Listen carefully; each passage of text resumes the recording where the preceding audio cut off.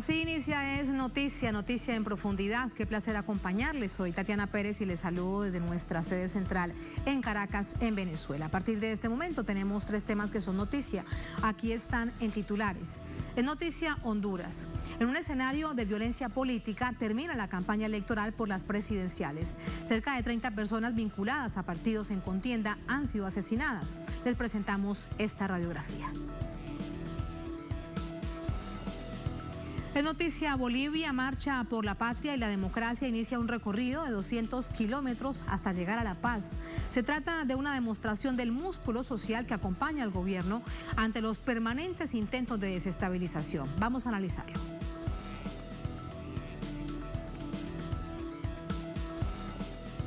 Y en Noticia Colombia, a horas de cumplirse 5 años de la firma del acuerdo de paz, llega al país el secretario general de la ONU, Antonio Guterres, y revisa los avances de la implementación del acuerdo. El asunto es que esa implementación tiene saldo en rojo. 155 líderes y defensores de derechos humanos han sido asesinados en este año y 1.270 desde la firma del acuerdo en Bogotá, Colombia. Es un panorama que analizamos. Noticia casi comienza. Bienvenidos, bienvenidas.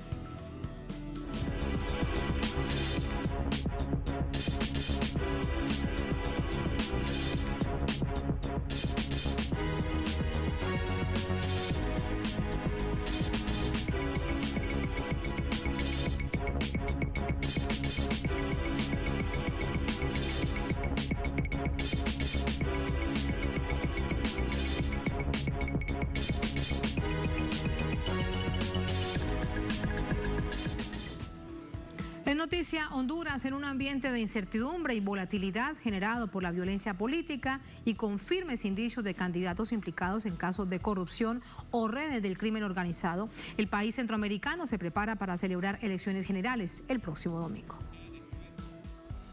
En estas elecciones del próximo domingo 28 se elegirá el sucesor del cuestionado presidente Juan Orlando Hernández, hermano del narcotraficante Juan Antonio, alias Tony Hernández, quien fue condenado por la Fiscalía del Distrito Sur de Nueva York en 2019. Los hondureños también votarán por alcaldes y el próximo Congreso Nacional, el cual tendrá la responsabilidad de escoger magistrados a la Corte Suprema y el fiscal general del Ministerio Público en los años venideros. Además, el próximo Congreso podría tener la posibilidad de instaurar una misión anticorrupción con respaldo internacional. Estos comicios giran en torno a la oportunidad de un cambio de dirección en las instituciones encargadas de la impartición de justicia o la consolidación de un pacto de impunidad entre fuerzas políticas en un país al que muchos especialistas, desde adentro o desde fuera, dan por colapsado. Hasta la fecha, al menos 31 asesinatos por motivaciones políticas se han registrado en el país a causa del clima polarizado, con líderes que generan mensajes de violencia en lugar de propuestas de solución a los problemas del país, además de acusaciones de corrupción y narcotráfico que alcanza a miembros en el gabinete ministerial. Entre los 14 candidatos a la presidencia, uno de los favoritos para suceder al mandatario Hernández es el actual alcalde de Tegucigalpa, Narrias Fura, del gobernante y conservador Partido Nacional PN, sobre quien pesan investigaciones por malversar fondos capitalinos. Su más cercana contendora, Xiomara Castro, es la propuesta del Partido Libre PL, de izquierda. Castro es la esposa del derrocado expresidente Manuel Zelaya. No obstante, la ciudadanía en estas elecciones tendrá la responsabilidad de velar y participar activamente como auditores sociales en contrapeso a las presuntas y ya denunciadas prácticas corruptas y clientelares en los sistemas electorales. Este panorama ha centrado en la gran preocupación de la ciudadanía, de un lado la corrupción, las denuncias de fraude, ya vamos a analizarlo por qué, y la violencia política directamente ligada a la contienda electoral. De este panorama hablamos con Edgar Soriano, historiador y analista político, nos acompaña de Tegucigalpa. Edgar, muy buenas noches, bienvenido. Buenas noches, un gusto compartir con ustedes, Telesur, sobre esta incertidumbre que bien lo mencionan ustedes, vive este país de cara a los comicios electorales del próximo domingo 28 de noviembre. A todas luces ha estado plagado todo el proceso preelectoral de muchas anomalías, de muchas acusaciones y de actos de violencia. Han habido decenas de candidatos de distintos estratos a nivel nacional que han sido asesinados. Hemos visto inclusive el día de hoy en la entrega de identidades, del documento de identificación, hubo actos de violencia y gente golpeada. Entonces hay mucha preocupación en la ciudadanía de que nuevamente Honduras va a un proceso electoral donde no se respeta la voluntad de la mayoría de la población y donde se practican una serie de actos totalmente reprobables en un proceso transparente que la ciudadanía esperaba, con una nueva ley electoral que se sancionó en el Congreso Nacional. Sin embargo, todavía existe este ambiente de incertidumbre y de preocupación de que el domingo no vamos a tener resultados claros, de que el domingo van a utilizar todo tipo de estratagemas para evitar que la gente ejerza el voto de manera universal y de manera libre. Sí, todo esto es muy grave, pero sin duda lo más grave de todo es la vida que se ha perdido. Según algunos casas que llevan los datos, estadísticas de las personas asesinadas directamente vinculadas con partidos políticos que están en la contienda electoral, son más de 30 activistas que tienen estas características. ¿Quién los está matando? ¿Es posible caracterizar quién está detrás de esa violencia política, Edgar? Bueno, aquí ha sido una práctica común en la historia de este país de que se utilice el asesinato para eliminar contrincantes, pero también es un país degradado. Hay una violencia generalizada en el país. O sea, no necesariamente de repente alguno de los candidatos que perdieron la vida fue por asunto de manera directa al tema electoral, pero en algunos casos sí. Y como el problema que tiene este país, que el 90% de los homicidios no se investigan, inclusive homicidios de alto perfil político, nunca se han dado resultados claros para garantizar a la población que las instituciones de justicia funcionan. Y esto es lo que preocupa, porque hay una violencia generalizada, Honduras se ha vuelto un puente del narcotráfico y todo esto genera graves problemas de cara a un comicio electoral, porque entonces no se sabe de dónde viene la violencia, no hay contundencia. Tenemos un país que ha perdido legitimidad institucional, la gente ya no cree en las instituciones y esto es lamentable porque también los partidos políticos han caído en procesos de poca legitimidad. Sin embargo, en este momento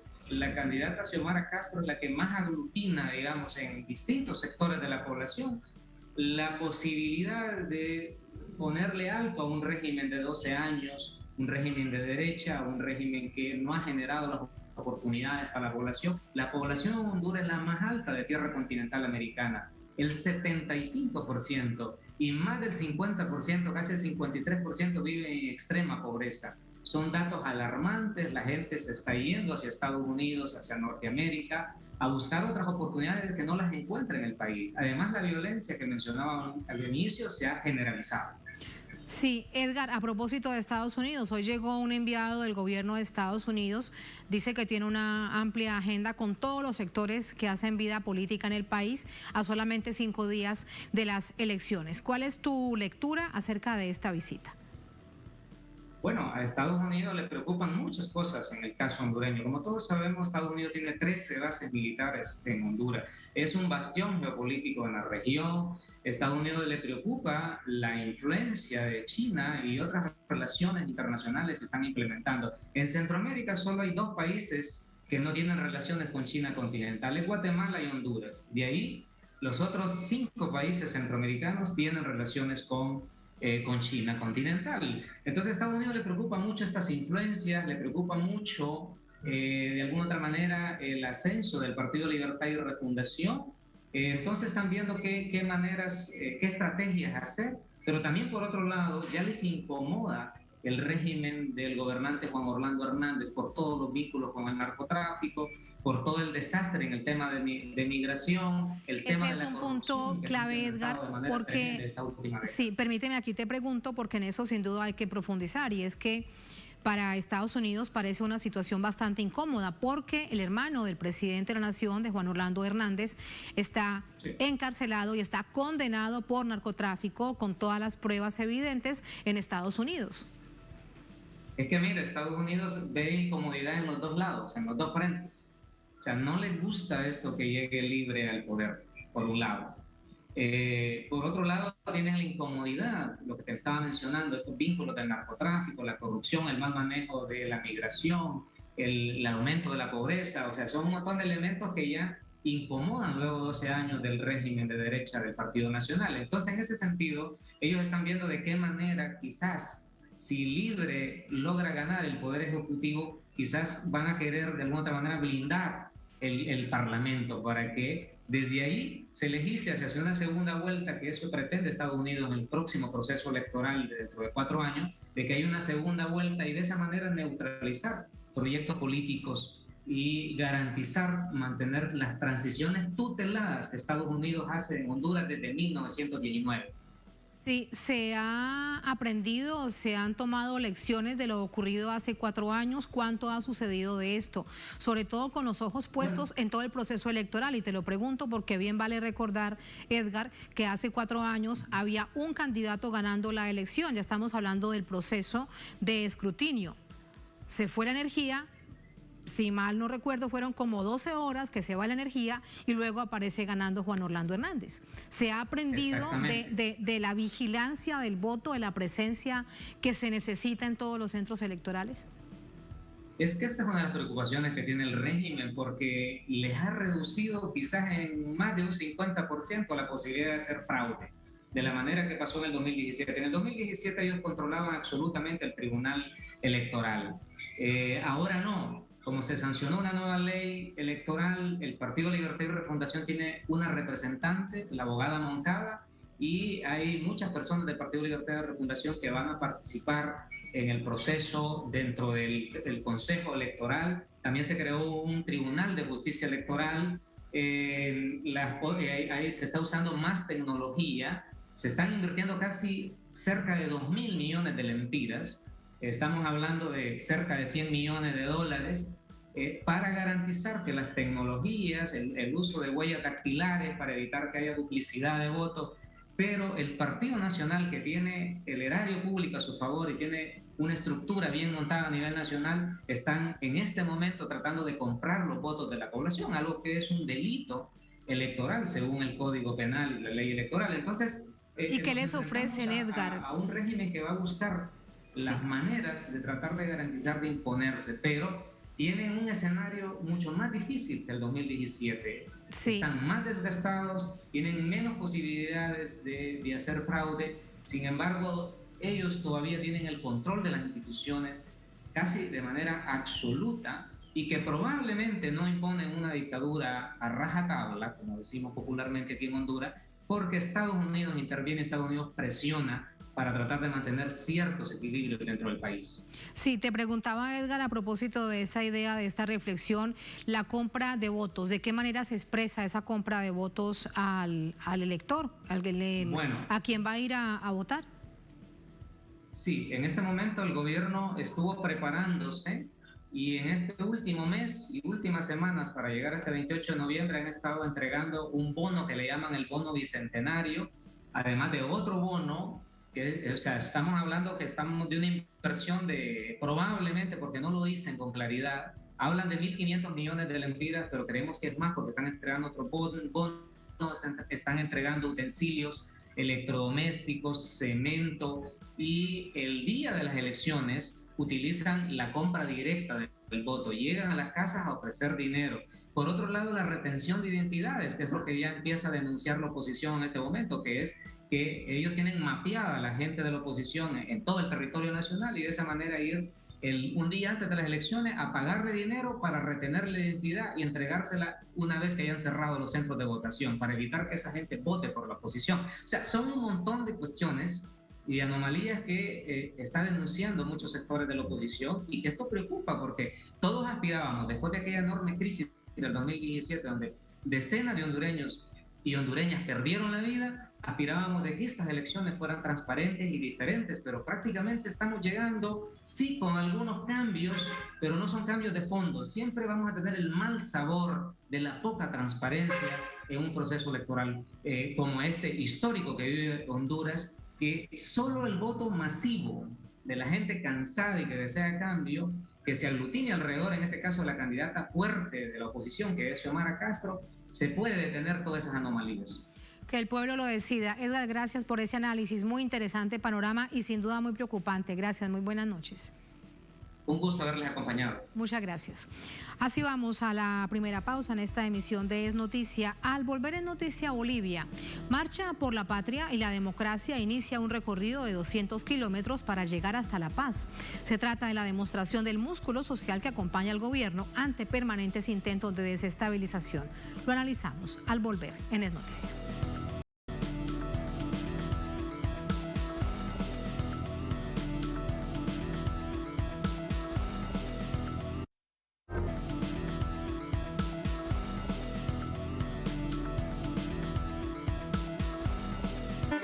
Con la reactivación de la planta de amoníaco y urea, continúa la era de la industrialización del gas.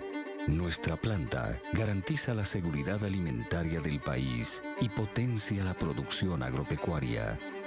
Es fundamental nuestra planta de urea para poder garantizar la seguridad alimentaria, reducir costos de producción agropecuarios y poder competitivamente ingresar a mercados internacionales.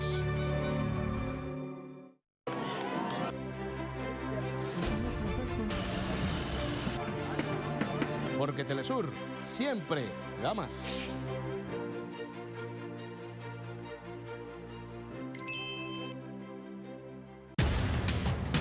Este último año agrandé mi chaquito y mi producción ha crecido. Papá recuperó su trabajo, mamá está en su nuevo emprendimiento. Estamos más confiados. Es otra cosa trabajar y vivir tranquilo. Sentirnos seguros en nuestra propia casa. El plan de vacunación sigue avanzando. Por ti, mamita, y por todos los que no llegaron. Retomamos el camino, la esperanza, la confianza en el futuro. Como hoy es posible, como un manantial, la conciencia del futuro. Entreguemos la energía, Bolivia es nuestra nación. Un año de gestión, nuestro año.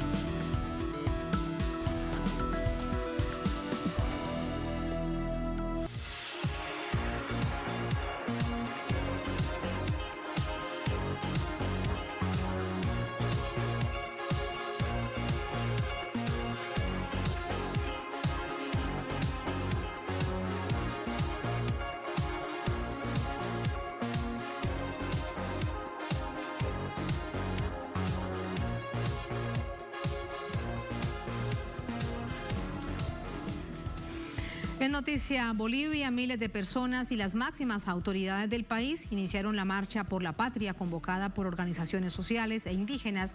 Se trata de una demostración de fuerza en defensa de la democracia y del gobierno nacional. Como manda la tradición, los sacerdotes aymaras y las autoridades pidieron permiso a la Madre Tierra, la Pachamama, antes de iniciar la marcha, que en 7 días tiene previsto recorrer casi 200 kilómetros por la carretera de Oruro hasta la ciudad de La Paz. Algunos élites todavía del neoliberalismo quieren rearticularse, pero no vamos a permitir, sino aquí estamos el pueblo para defender su democracia. La derecha fascista, racista, ha estado intentando hacer otro golpe de Estado y para las organizaciones sociales más que nunca estamos unidos para defender esta democracia. Promotores del golpe del 2019, que también fueron los mismos del separatismo en el 2008, tratan de desconocer la voluntad del pueblo boliviano que ha elegido a un gobierno a la cabeza del presidente Lucho, del vicepresidente David, con más del 55%. La marcha fue convocada por la Central Obrera Boliviana en respuesta a amenazas públicas de la derecha que participó en el golpe de Estado de 2019 de reeditar otra ruptura constitucional. Frente al intento de desestabilización desde los comités cívicos que se ha incrustado la derecha fascista, tenemos que construir esa unidad de manera orgánica, porque lo contrario, compañeros, es aceptar lo que ellos están ya empezando a posesionar. Están empezando a posesionar el federalismo y nosotros no podemos permitir que otra vez con esa frase, con esa palabra, intenten dividir Bolivia. El expresidente Evo Morales, con titulares de periódicos, resumió las amenazas e intentos de nuevo golpe de Estado que empezaron apenas Luis Arce ganó las elecciones, con más del 55% en octubre del año pasado. Critican la vigilia en Santa Cruz, que pidan junta militar. Largo sería comentarles. Yo estaba en contacto con algunos hermanos militares. Decían que querían tomar el gobierno. Querían trasladar grupos especiales de Sarandita, F-10 a La Paz, ante la posesión del hermano Lucho presidente. El presidente Luis Arce convocó a la unidad de los sectores populares del país como única posibilidad real de consolidar la democracia y la llamada revolución democrática y cultural que inició Evo Morales. El pueblo boliviano, hermanas y hermanos, le apostó a resolver los problemas, a resolver las diferencias en democracia, con voto. Y ahora, hermanas y hermanos, quienes han perdido en las urnas, quienes no han tenido la capacidad de generar mayoría, quieren ganarlo de otra manera.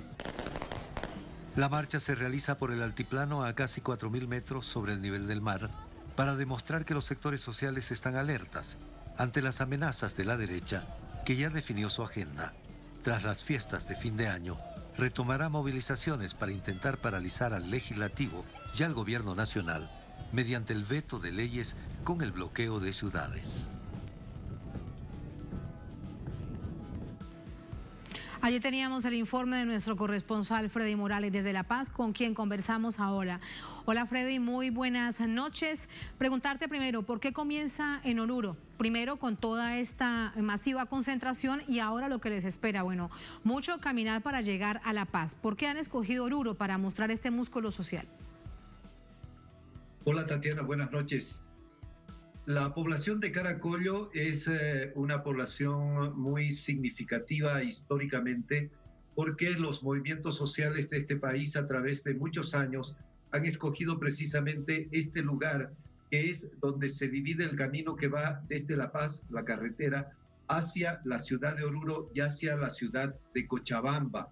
Y ha sido escogido tradicionalmente por los sectores sociales para expresarse con demandas y llegar caminando hasta la ciudad de La Paz.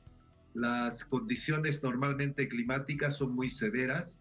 Se quiere expresar de este modo el sacrificio que se está haciendo de parte de los sectores que marchan para llegar con sus demandas hasta la sede de gobierno.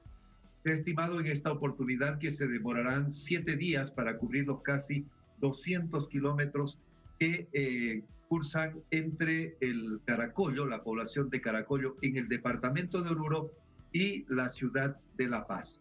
A la llegada a la ciudad de La Paz el próximo lunes 29 se tiene previsto, y lo anunció hoy el expresidente Evo Morales, una gran concentración en el centro de la ciudad de La Paz. El objetivo es demostrarle a los sectores conservadores, a los sectores de derecha, que ya participaron en el golpe de Estado de noviembre de 2019. En esta oportunidad los movimientos sociales están movilizados, están alertas, como lo ha solicitado el propio presidente Luis Arce, ante las amenazas de reeditar el golpe de Estado en esta administración. Los sectores de derecha, como hemos venido informando, han escogido, si vale el término, un total de, hasta el momento, por lo menos de 3 nuevas demandas para intentar movilizar a la ciudadanía. Uno es lo que han denominado el paquete de leyes malditas. Son por lo menos 8 leyes, algunas están ya vigentes, otras en consideración legislativa, que en una campaña mediática apoyada abiertamente por medios de comunicación, plantean que el gobierno del presidente Luis Arce y del Movimiento al Socialismo pretenden controlar la vida privada de todos los ciudadanos de este país, y no solo eso, sino también apropiarse de todas las riquezas que las personas tienen, en lo que la derecha ha denominado un camino hacia el comunismo que no lo permitirá. El gobierno, la Asamblea Legislativa, han desmentido todas estas situaciones, han explicado y siguen explicando el contenido de cada una de esas 8 leyes que son observadas y que son mencionadas como parte de un paquete de leyes malditas. El otro aspecto que ya ha definido la agenda de la derecha es los 2 tercios, que se impongan los 2 tercios en la Asamblea Legislativa, en ambas cámaras, para la aprobación de cualquier ley de acá en adelante.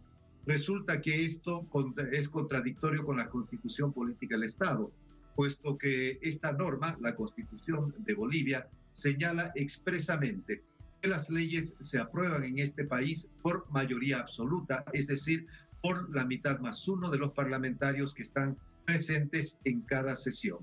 Sin embargo, ahora se hace una campaña señalando de que si no hay los 2 tercios, no hay democracia. Incluso parlamentarios de Creemos, el partido que fundó Luis Fernando Camacho, promotor del golpe de Estado de 2019 y actual gobernador de Santa Cruz, han señalado que si no se imponen los 2 tercios, no tiene sentido que la Asamblea Legislativa siga funcionando, por lo que debe cerrarse.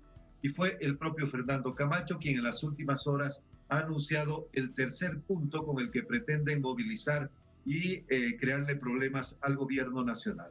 Es la demanda de federalismo. Este es un tema, el del federalismo, el sistema federal para imponer en el país, es un tema que se viene discutiendo, planteando de tiempo en tiempo desde hace prácticamente 100 años, sin haberse llegado hasta ahora a ninguna conclusión.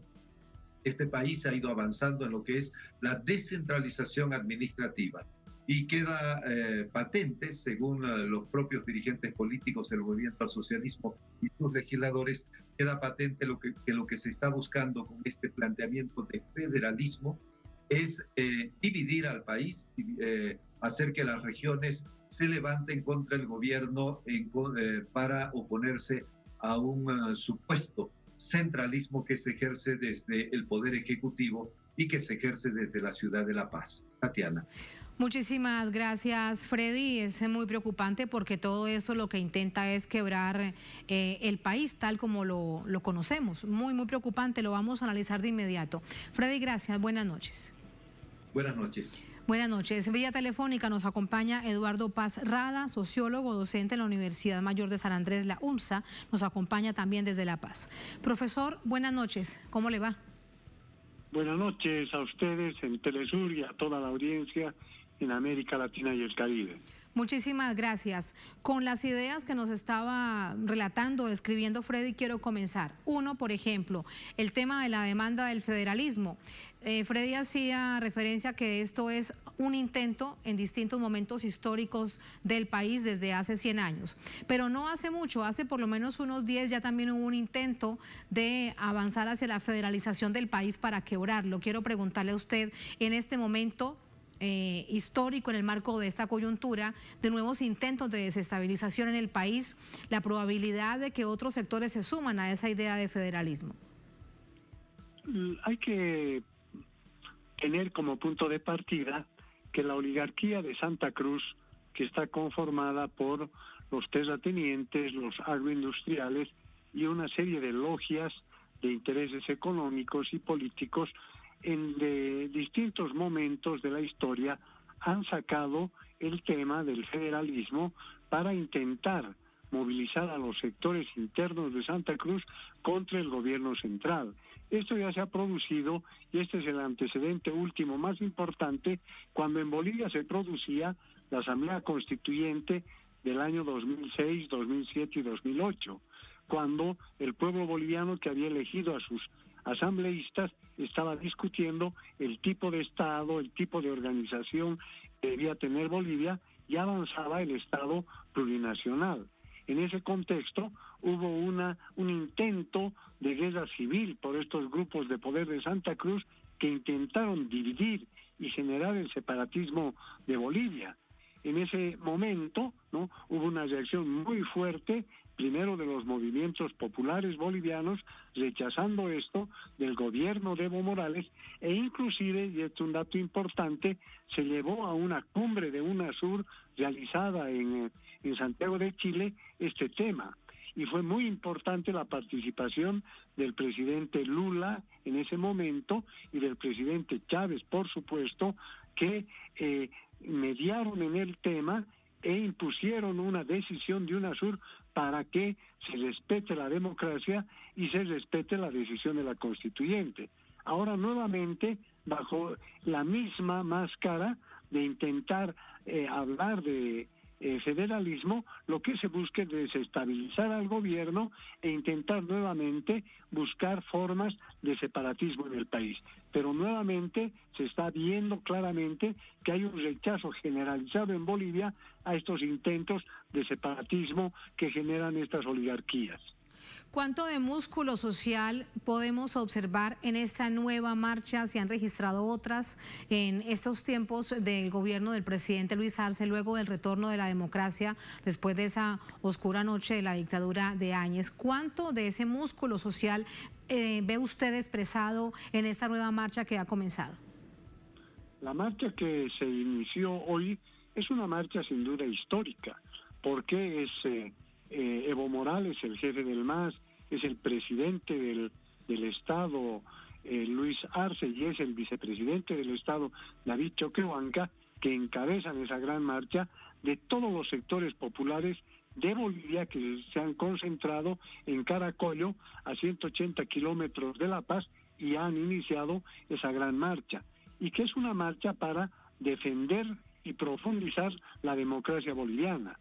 Una democracia que ya el año pasado, después del golpe de Estado, del gobierno de facto, de las masacres realizadas por el gobierno de la señora Yanine Áñez, se ha conseguido el triunfo democrático con las urnas, donde el MAS ha conseguido 55% de votos.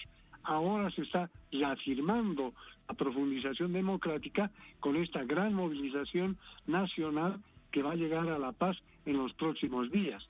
Pero además es muy importante señalar que esta marcha tiene antecedentes muy importantes. Evo Morales ya ha participado en marchas desde Caracollo precisamente en varias ocasiones, junto a los indígenas, junto a los cocaleros, junto a los campesinos, en toda la etapa de la resistencia al neoliberalismo. E inclusive antes, la Central Obrera Boliviana y los trabajadores mineros hicieron marchas desde Caracollo hacia La Paz.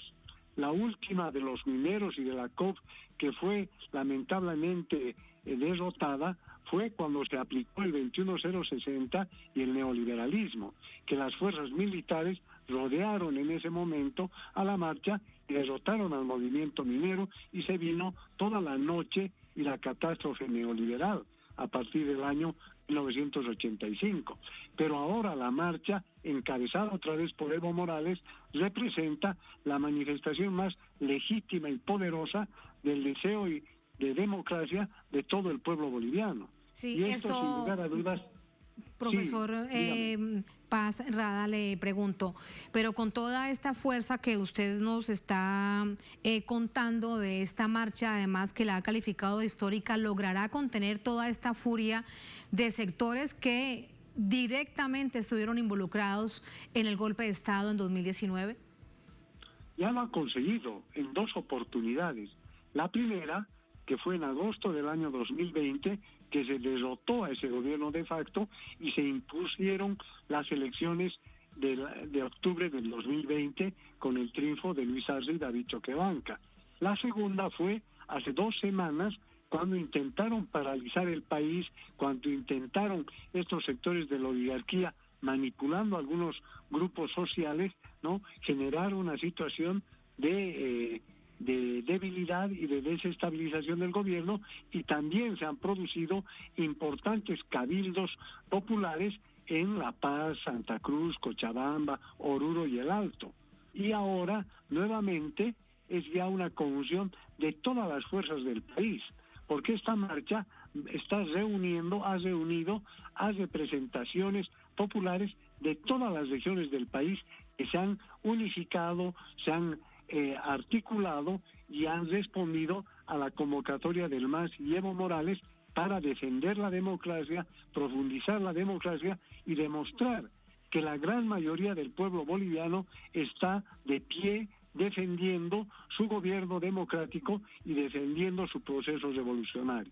Sí, por último, profesor, el llamado de ya que ya además le han calificado así, y se intenta además instalar esa narrativa acompañada por medios de comunicación que permanentemente lo van contando, así como en 2019, incluso de tiempo atrás se instaló que habría fraude, luego no se comprobó, no fue así, sin embargo se avanzó hacia un golpe de Estado y casi un año de dictadura. Las llamadas leyes malditas, lo que ha implicado que el gobierno, cuando las ha presentado, por lo menos 3 de ellas las ha de nuevo sacado del proceso legislativo, de la discusión legislativa. ¿Esto qué implicaciones ha tenido? Bueno, sin duda que algunos temas parciales, particulares de las normas aprobadas por la Asamblea Legislativa han generado cierta protesta social. Lo que ha pasado el año 2019 es que han utilizado estos elementos junto a otros como una conspiración, ¿no?, que comenzó y se desarrolló coordinadamente desde los mandos que existen en Miami, donde se articula toda la reacción de los partidos conservadores y neoliberales para desestabilizar los gobiernos democráticos en América Latina. Y por supuesto, eso que ocurrió en 2019 trata nuevamente de instalar a través, como usted dice, de los medios de comunicación. Los medios de comunicación más importantes de los empresarios bolivianos, como es Unitel, como es la Red 1, como es Página 7, como es El Deber, o Los Tiempos, que son estos últimos 3 periódicos, son en realidad periódicos partidarios, no son medios de comunicación que pretendan mostrar la realidad, si no están manipulando los mensajes, al igual que lo hace la cadena internacional de CNN, que obedece a esa misma estrategia, que viene del imperialismo norteamericano para doblegar, para debilitar y para tratar de imponer sus designios en los pueblos y países de América Latina. Muchísimas gracias, profesor, por ese análisis. Buenas noches. Buenas noches. Muchas gracias. Así vamos a la última pausa en esta emisión de Es Noticia. Al volver en Noticia Colombia, ahora de cumplirse 5 años del acuerdo de paz que se firmó en Bogotá, en el Teatro Colón, en la capital colombiana, llega al país el secretario general de la ONU, Antonio Guterres, para revisar los avances de su implementación. El asunto es que esa implementación tiene sin duda un saldo en rojo, y estamos hablando de la pérdida de vidas. 155 líderes y defensores de derechos humanos han sido asesinados en este 2021 y 1.270 desde la firma del acuerdo allá en Bogotá. Es un escenario que analizamos a solo horas de cumplirse 5 años de la firma definitiva del acuerdo de paz. Vamos a analizarlo al volver en Es Noticia.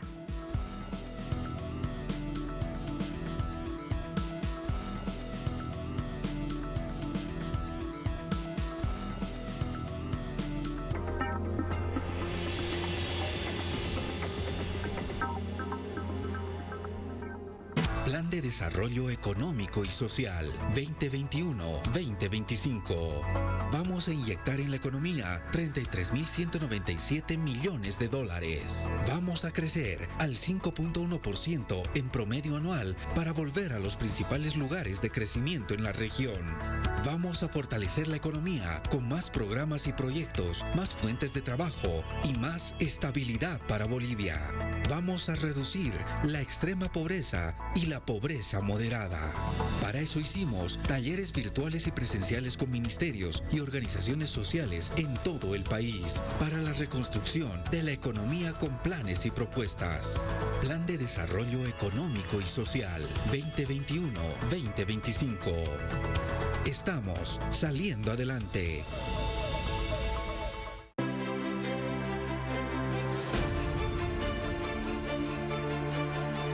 Nuestra señal es abierta porque Telesur siempre da más.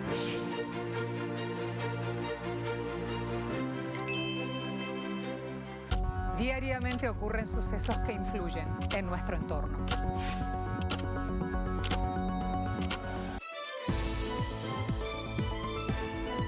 Entérate de las noticias más relevantes de América Latina y el mundo en nuestra agenda abierta.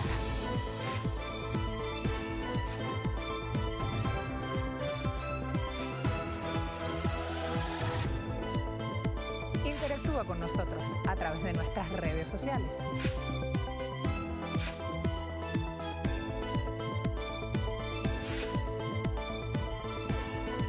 Los esperamos aquí, de lunes a viernes, solo por Telesur.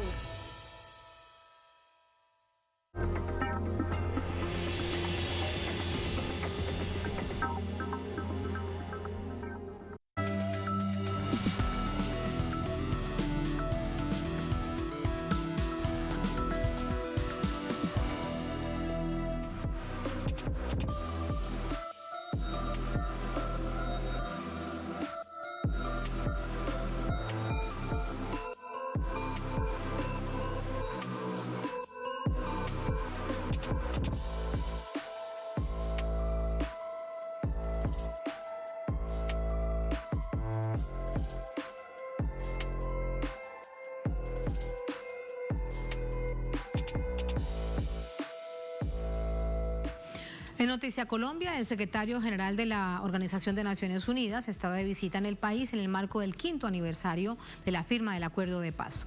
El gobierno, propósito del presidente Iván Duque, habla de paz con legalidad, pero las cifras muestran todo lo contrario. Este martes, en compañía del presidente Iván Duque, el secretario general de Naciones Unidas, Antonio Guterres, visitó el departamento de Antioquia. Estuvieron específicamente en el municipio de Abeiba, donde funciona el espacio territorial de capacitación y reincorporación de Llano Grande. Allí hacen vida excombatientes de la extinta FARC-EP. Estoy muy satisfecho por estar en Llano Grande y constatar de primera mano los logros de la paz.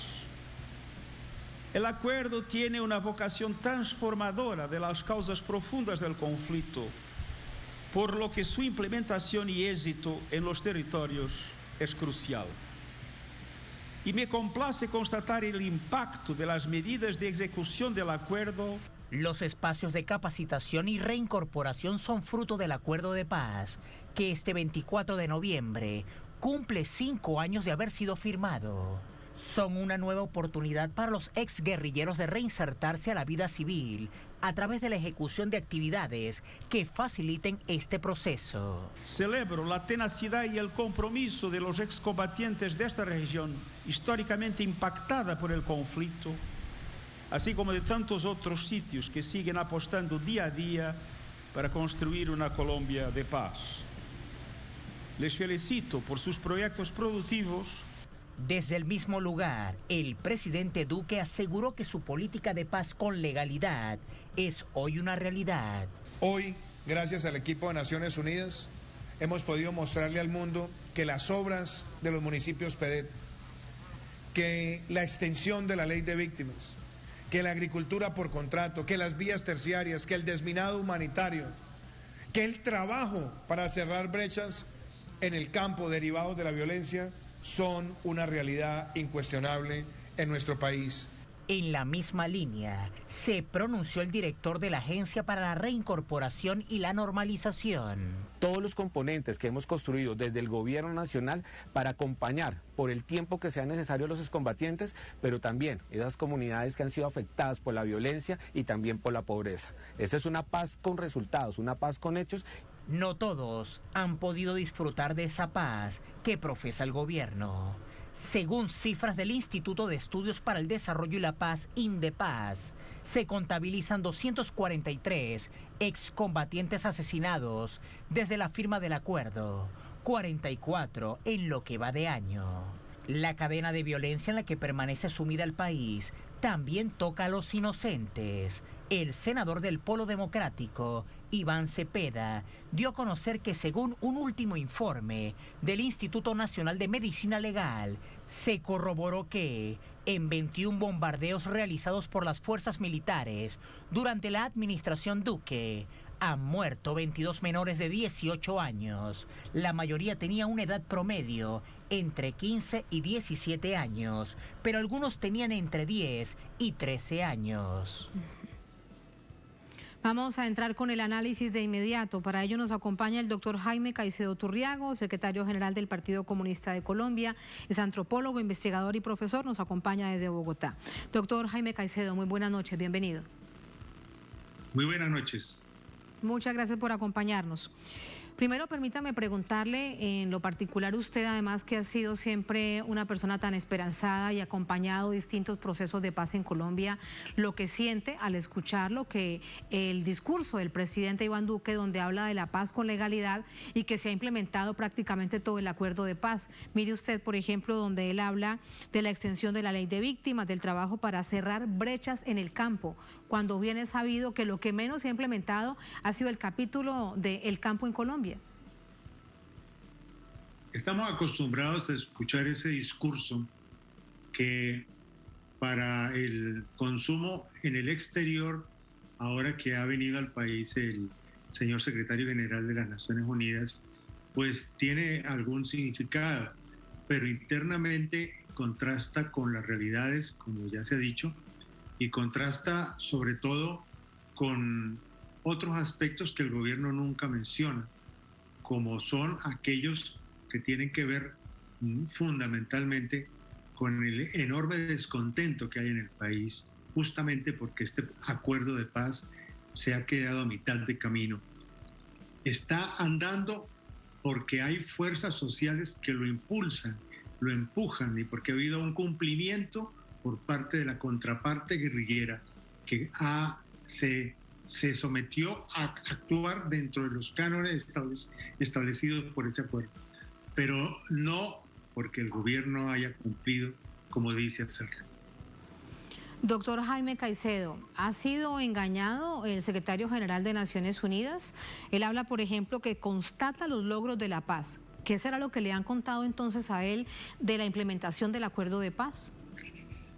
Yo creo que el secretario general de las Naciones Unidas tiene que hablar, desde luego, con los informes que tiene de la misión que está cumpliendo las labores de verificación en el país.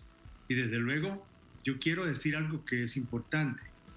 Este acuerdo de paz tiene una parte que se está cumpliendo.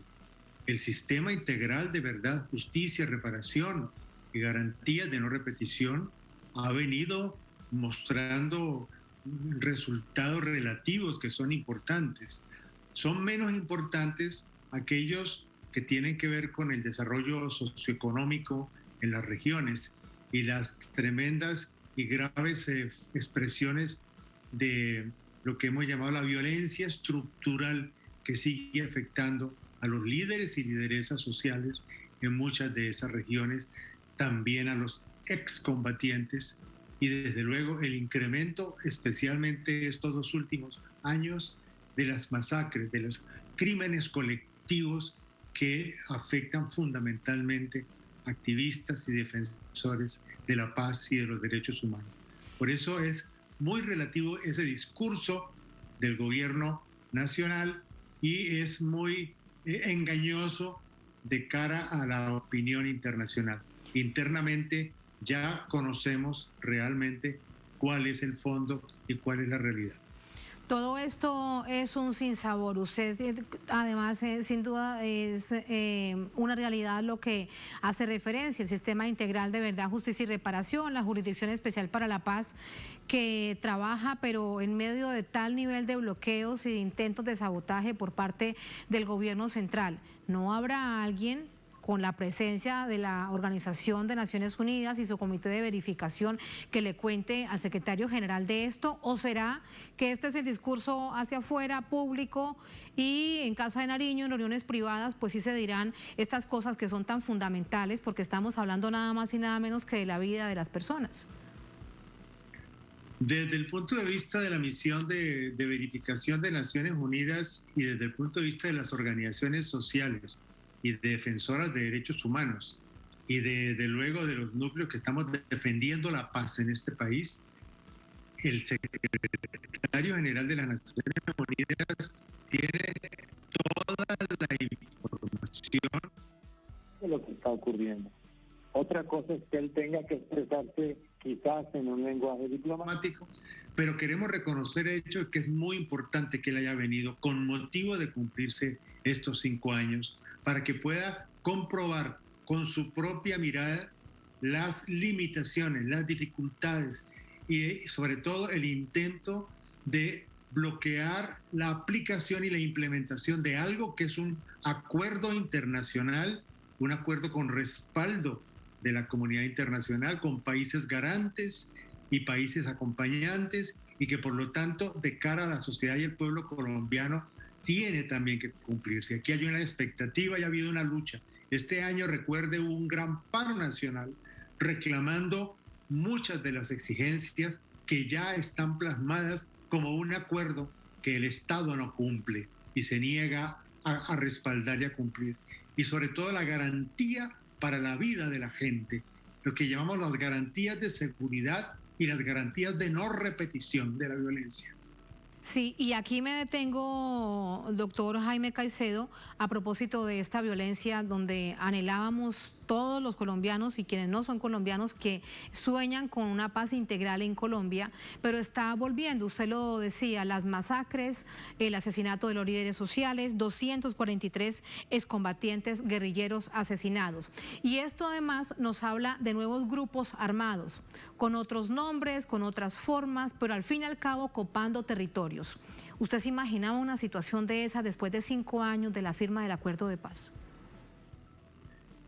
La realidad en Colombia tiene particularidades que es bueno tener en cuenta. Es decir, hace 5 años se suscribió un cese al fuego, se suscribió un acuerdo de paz, se hizo una dejación de armas por parte de la insurgencia y desde luego se empezó la implementación y la exigencia del cumplimiento de este acuerdo. Yo creo que eso es un hecho muy importante que ha cambiado muchas de las cosas en Colombia y que ha abierto perspectivas muy sólidas. Después del acuerdo de paz y de estos procesos, es indudable que hay una nueva situación en el país, pero no es todo y no está completa. Lo que hemos llamado una solución política por la vía del diálogo, del acuerdo, de las reformas, de la institucionalización de la paz, del sistema de verdad, justicia y reparación, etcétera. Es una parte que tiene que completarse en un desarrollo y en una consecuencia de materialización de esos acuerdos. Nosotros siempre pensamos que esto sería parte de un proceso y ese proceso va a requerir de un cambio político en el país, de un cambio profundo. Vamos a necesitar de un nuevo gobierno que, a diferencia de esté totalmente comprometido con el acuerdo de paz, con su implementación y con todas las reformas para bienestar de la sociedad y del pueblo que sean menester a fin de que la idea de la paz se convierta en una realidad y no simplemente en un discurso vacío. A propósito de ello, recordar que el próximo año hay elecciones legislativas y presidenciales en Colombia. Doctor Jaime Caicedo, gracias por ese análisis. Muy buenas noches. Con mucho gusto. Muy buenas noches a todos. Muy buenas noches. Muchas gracias. A ustedes gracias por habernos acompañado. Un placer como siempre. Hasta mañana. Sigan con nosotros.